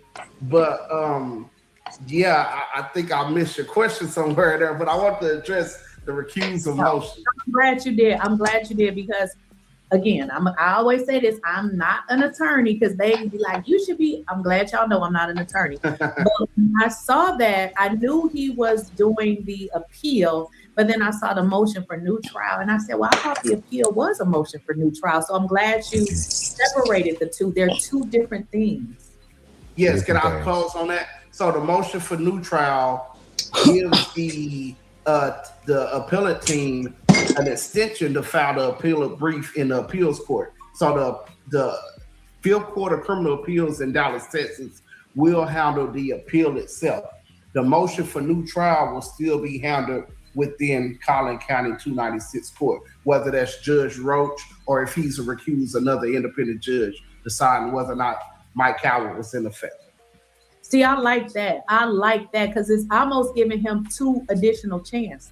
Because is that correct? Am I saying that correctly? It's 2 ways. Yeah, it's 2 ways to, it's multiple ways to skin a cat. So, right. Yeah, like, that's what it is. I like when I see attorneys, because sometimes I meet attorneys and I be want to say, did you really graduate? Because they act like some of them are non-resourceful. And it's like, you went to school for all of that and it ain't nothing in there that you can pull out. I like that. Because they're like, listen, we're going to keep our appeal out there, but we're still going to address this. I love that, because I'm not a lawyer. I didn't know that. When I saw it, I said, okay, isn't that? So I'm glad you answered that. Great. Like it. I like it. But with that stated, though, that simply means that if he gets this new trial, what they're doing is they want Judge Roach to go away and get a new judge to give him a new trial, but it will still be in Collin County. Right, but understand this, okay? The first step after you file your recusal, because me and Mike have filed several recusals where we felt that the judge just simply wasn't going to be fair to our client because he wasn't fair to us, okay? Right. But the first thing is for that judge to recuse himself. You got to understand how the law set up is just wild. Like, you got to be a certain type of person to not only acknowledge your mistake, but also to acknowledge the optics of your mistake, and then go further and take yourself off the case. Let me ask you guys this, panel. What do you think? Do you think that Judge Roach will recuse himself from this trial? No. you think that he's going to stick? He's a very bullheaded man from my Yeah. own personal, because we both were at the trial.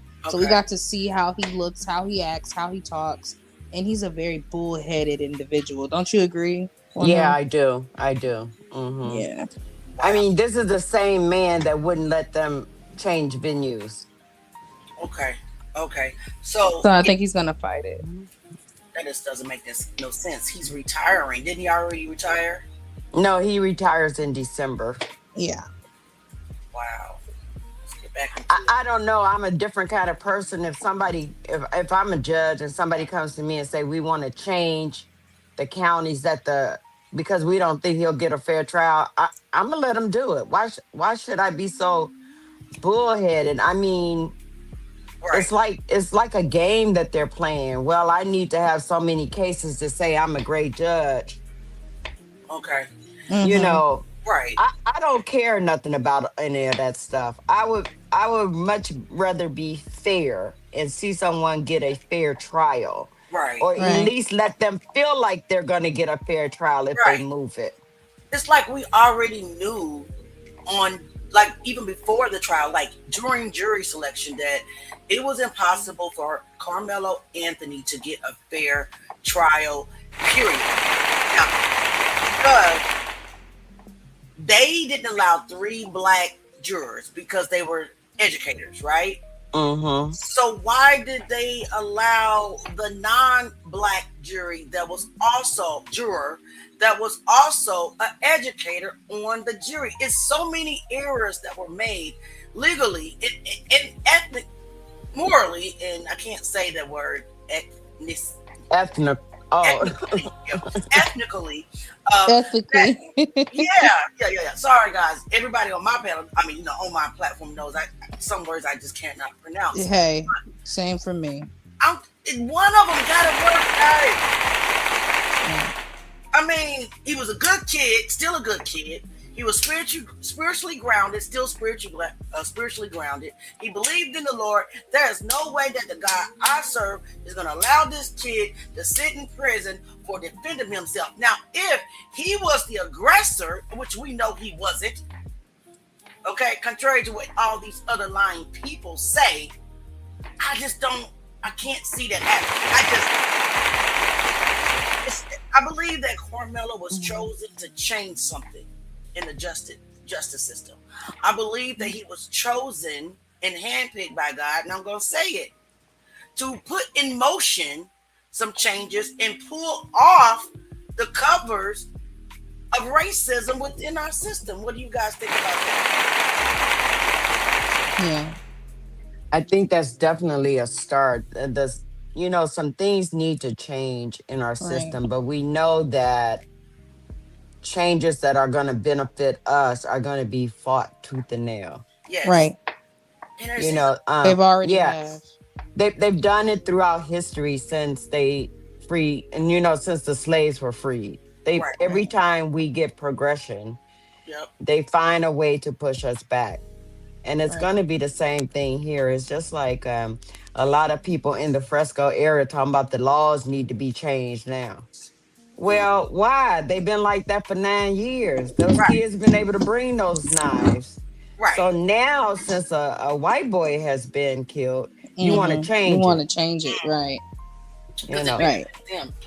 Right. I mean, they've always been able to mingle throughout the tents, but now they can't do that anymore because some white boy felt entitled to go tell somebody they needed to move. And when they didn't, instead of being a kid and going to get an adult, you felt like you had the right to remove him. And that's exactly what they were. They were bullies. I mean, just like right now, everybody is trying to make bullying, minimize it, right? Make it okay. Like, they don't want to talk about the origin of the situation. They even went as far as back as saying, well, Carmelo should have just left. He should have, no, he shouldn't have, because Austin is not an adult. Okay, neither was Hunter, and they were not teachers. And even Coach Starr said he asked him to help lead the event. He didn't say that he put him in the tent to police him. Right. Words. They had no right to enter Carmelo's space. They had no right to assault him the first time by grabbing his bag. That's assault, guys. That's assault. Okay, I know that because I grabbed my husband when we wasn't married, our first child's phone when we was arguing, and guess what? The police put me in handcuffs and they said that's assault. All right, and then he touched him on his shoulder, according to the police report. That's assault. And then he hit him or pushed him real hard that he almost. Come on, that's assault. Austin and Hunter, they committed the first crime. Why is the crime that they committed being ignored? All right, guys, let's get back to the video. Anybody want to say anything? I get to talking. You got anything? I'm just gonna say white folks protect whiteness. That's what it is. And I think it's so sad. But our people are so amazing. Okay, and that's why it's just so much jealousy against our people. And I'm just gonna say it because we are the only race that can produce all races, and that right there speaks volumes with it. Okay, all right, let's keep listening. So I'm saying all that to say I don't think he's gonna do it. That's what I'm saying.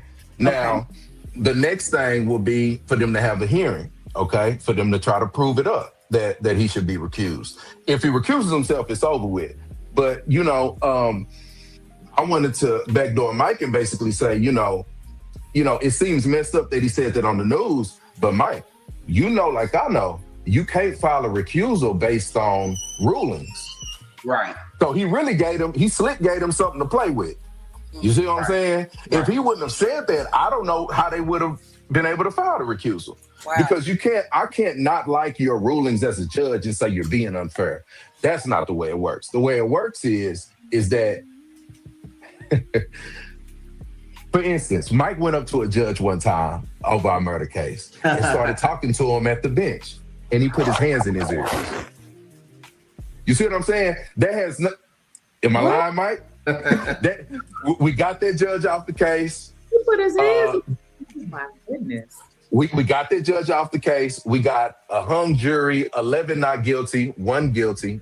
And then our client got offered 3 years deferred probation. He's done. Everything dismissed. But anyway, I don't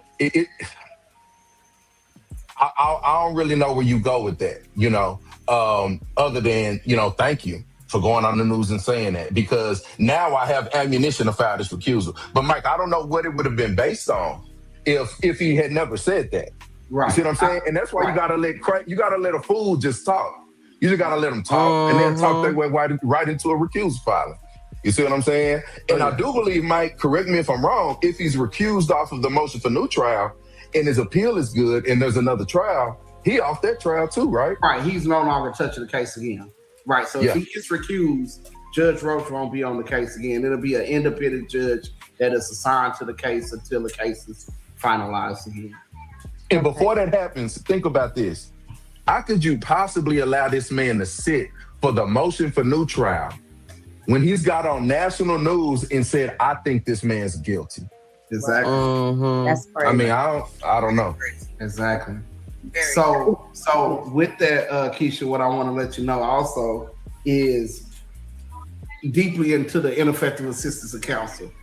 What Mike Howard did, what Mike Howard didn't do. And this isn't based on my personal opinion. This is based on numerous conversations with experienced trial lawyers in Texas. This is based on, there's a Zoom call with all the Texas Criminal Defense Lawyers Association. We get on a Zoom call every Wednesday. And it didn't matter the color of the attorney, whether it was a white attorney, black attorney, Hispanic, orange, blue, pink. They all thought, that Mike Howard's representation of Carmelo was not up to par. It was not up to the standard of what a defense attorney can do. Let me tell you this, Keisha.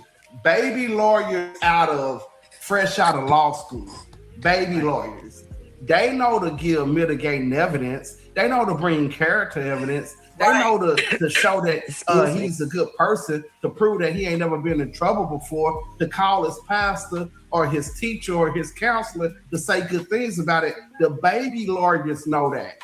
So it is a fair question to ask Mike Howard, why did you not put up mitigating punishment evidence, which as an attorney, a trial lawyer, when you sign up, you sign your name on that case, you signing your name on for the guilty and innocent phase. And if you're smart, you're going to be prepared for the punishment phase. Because there's no guarantee that you're going to get a not guilty. Thank God we ain't been in punishment too often. But we also have been prepared when we got to punishment and still got favorable outcomes for our clients. Because even though we went to punishment, our clients still walked on probation. Our clients still got lesser and lighter sentences. And that's with all white juries. That's because we was prepared for the mitigating part, the punishment phase. That is a woefully disservice what Mike Howard did to Carmelo Anthony by not being prepared for the punishment phase of this case. That's one of the things he did. Not calling Carmelo to the stand. I'll let Drew elaborate on this. But not calling Carmelo Anthony to the stand. I've gone back and forth with people, Facebook lawyers, you know, they want to go back and forth. Make no doubt about it. This case comes down to what Carmelo Anthony was thinking at the time he acted. That is the law that applies, not force for force. You don't have to match force for force in Texas. If I reasonably believe that I'm in threat of imminent fear of serious bodily injury or death, I can defend myself. And guess what? I don't have to wait. I don't have to wait till you attack me to defend myself. I'll be dead. But the thing is that he did wait until they attacked him. He gave him several warnings, right? Right. So he did. He even took the step to wait. More than one time. Exactly. Right. And we're talking about a kid that didn't even know that he didn't have to let them wait. You see what I'm saying? Right. Right. The whole thing is diabolical. Now, guys, I did look up some additional steps that could be taken if Judge Roach, he's full of pride. You know, all of them are, right? Like, you can't make me do nothing. You can't. You know how the mentality of racist people in races, right? They have this supremacy mentality, right? Like, you can't make me do nothing. I'm right, you're wrong. So I do agree that he may not, recuse himself. So I looked up some other things that could happen to where these 6 attorneys that have stepped in to review Carmelo's appeal and to actually argue his appeal can take. And basically it says, let me see. A motion to recuse is typically filed when a party believes a judge's impartiality might reasonably be questioned. Well, he admitted that he already thought that Carmelo was guilty, right? I'm so surprised. I didn't see that. I didn't watch his interview because I'm already salty about him. So I'm gonna tell you something. God will make you say some ish, and you don't even know you said it. Look at Jeff Metcalf. Look at how he went on his racial rant. You know what I'm saying? Saying all kind of things that's going to help his appeal. And so did the judge. So I appreciate that. The next thing is, if the judge declines to voluntarily step aside, another judge is often assigned to hear the recusal motion, rather than the challenged judge making the final decision on his or her own recusal. So if Judge Roach refuses to recuse himself, this is saying that another judge could possibly be assigned to hear, and oversee the recusal motion and make a decision. Well, they're going to have those things that he said out of his own mouth, let it be the right judge, that they can make their decision off of. Does that make sense? It kind of makes sense to me. I'm not an attorney. And then it went on to say, if the recusal motion is denied, the case proceeds. but something got to give. People cannot keep looking over what they did to this kid, and we just got to keep saying his name. Okay, you guys have got anything else to say before I hit the play button? No, I good. 100% agree. Yeah, I do too. I think that they are so confident that, that I don't think they thought what was going to happen happened. I don't think they thought this case was going to get as big to where you have these big time lawyers wanting to help them pro bono. Right. I don't think they were expecting that. So I think that maybe if he wants to get out of what could possibly happen and what could be exposed about Collin County, he may recuse himself. Mm-hmm. But he's so bullheaded, I don't know. Listen, I'm about to pray about it, and believe me, we're gonna keep talking about this. Because I have a 17-year-old child. My oldest son is 17, and I have a 13-year-old. It can happen to any one of my kids, man, and that right there terrified me. Terrified, because they're good kids. They're not street kids. They're not thugs. You know what I'm saying? They are just, they have a 2-parent household, just like Carmelo. They're spiritual. They believe in God. They go to church as well.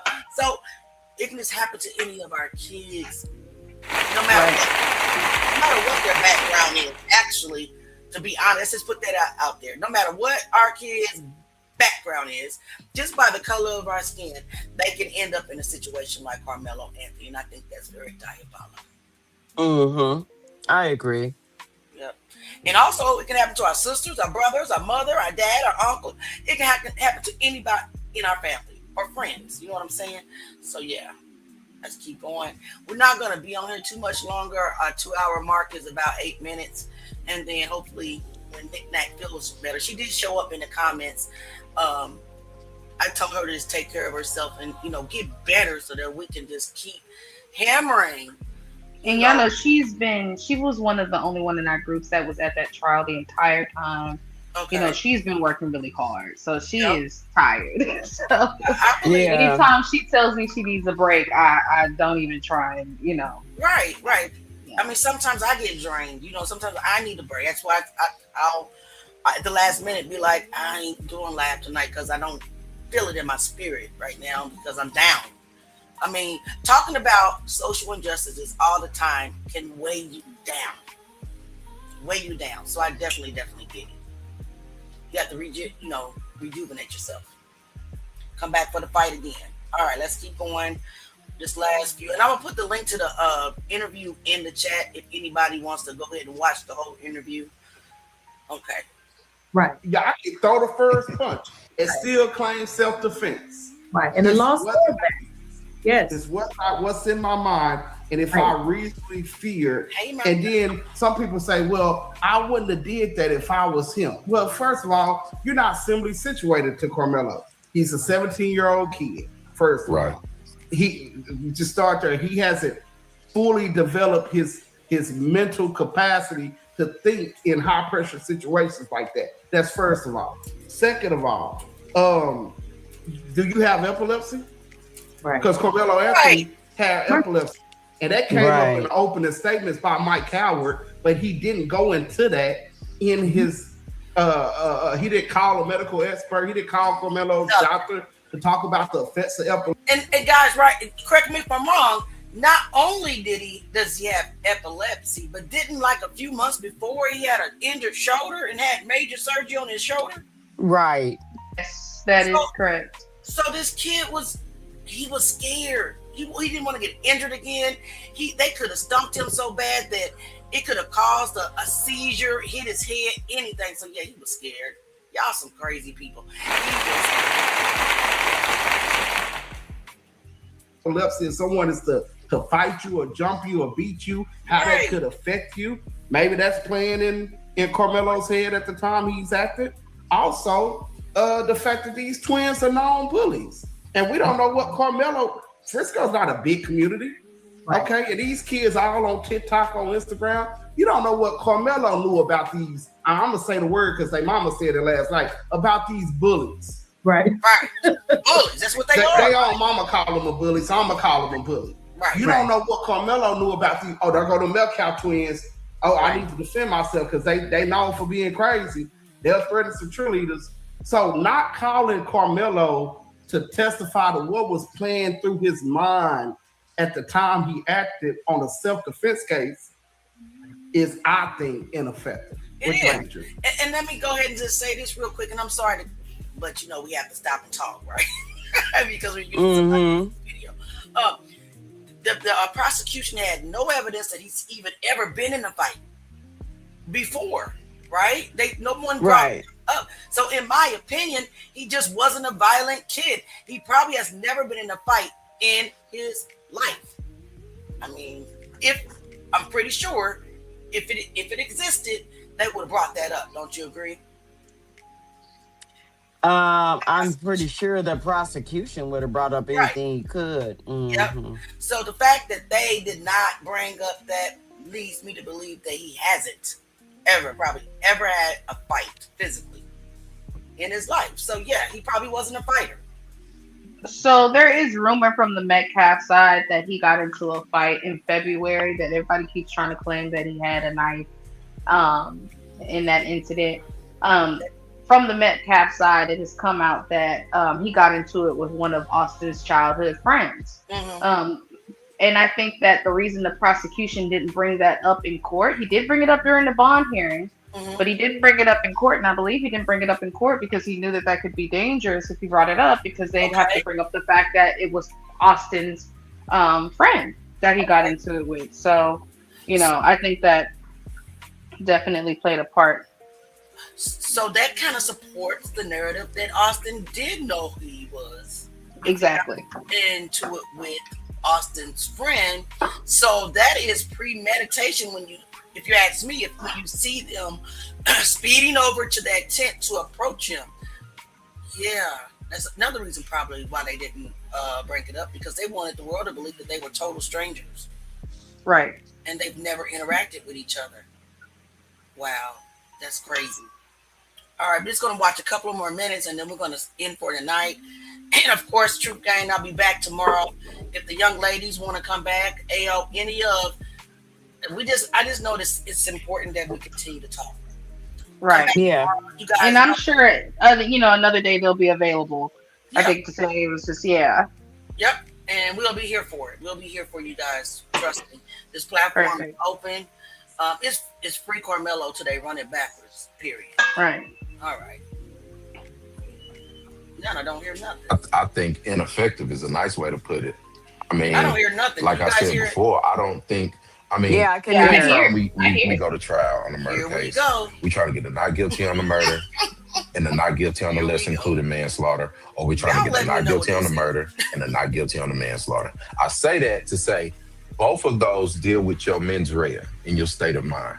Either you were so scared that you did it, or you were so angry that you did it. But either way, I need you to tell me what you were thinking when you did it. So that's what I'm saying. Like, it's like they backed themselves into a corner. It was almost self-inflicted by not allowing him to testify. I mean, I hear this and that about maybe there was some text messages that he sent that could have, detrimentally affected him. Man, that's why I think that we are successful on the level that we are, and I'm saying that humbly, because you got to overcome that. Right. You see what I'm saying? You just got to overcome it. Let the prosecutor tell their side and overcome it. Don't not tell your story. Let them go crazy on you. And now when you get a one-word verdict, we kind of trying to pick the pieces up. And I'm not aiming it at the client. I'm aiming it at the attorney. You see what I'm saying? So it's like for him not to take the stand, man, in either case, like even if, okay, you didn't put him on the stand for guilt and innocence because of the text messages, but you did put him on the stand during punishment to get him less time. Even that would be understandable. But to not let the jury hear from him, think about it. How you know what I'm thinking right now? I mean, seriously, it's that simple. I would have to tell you. And guess what? If I was in a position where I would let you decide what I'm thinking right now, you probably need to be somebody that got my best interest in mind, or somebody that don't look at me, my black passion is anger, or somebody that, you see what I'm saying? These are white folks you leaving to decide who this young man is. And like I said, you can't leave a jury like that to humanize your client for you. Big mistake, because they naturally, for some reason, just review our race as animals. They've always, not all of them, do not get me wrong, not every person in a race, like not all white people look at black people as animals, okay? So don't leave my platform saying anything like that. But the racist white people, they review us as, they view us as animals. But guys, Truth Gang, we are about to end tonight. Meet me back tomorrow, 7:45 p.m. Eastern time. Ladies, pop up. We're gonna talk about this. We're gonna talk about him until they run it backwards. It is what it is. You got any closing statements before we end for tonight? Because we gotta go to work in the morning.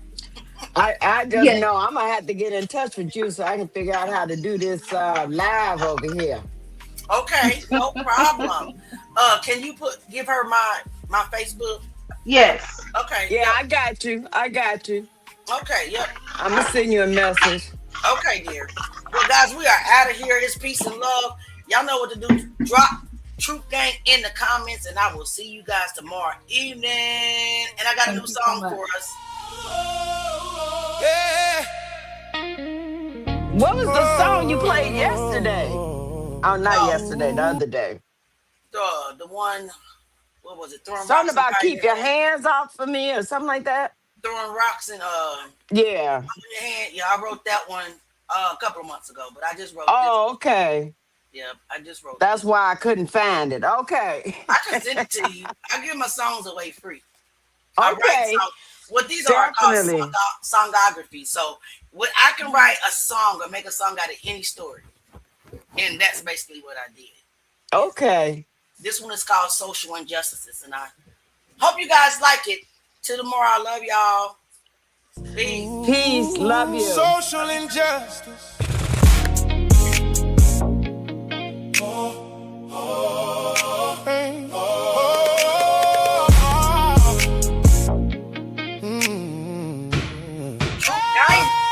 Mama cried when the sirens came. Another young soul gone, another family changed. We march for the truth, but the pain remains. Different faces, same story, just a different name. We grew up hearing freedom reign, but freedom feels different when you're fighting for everything. Working 2 jobs, still can't pay the bills, while the wealthy get richer from the top of the hill. Turn on the news and what do we see? More division, more hatred, less unity. They tell us be patient, wait our turn. But how many generations gotta live and learn? We've been knocked down, pushed aside, told to be silent when our people cry.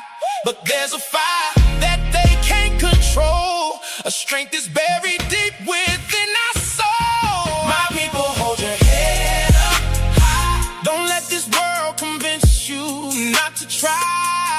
Struggle through the pain. We'll keep standing in the pouring rain. They can build walls, they can close doors, but they can't stop what we're fighting for.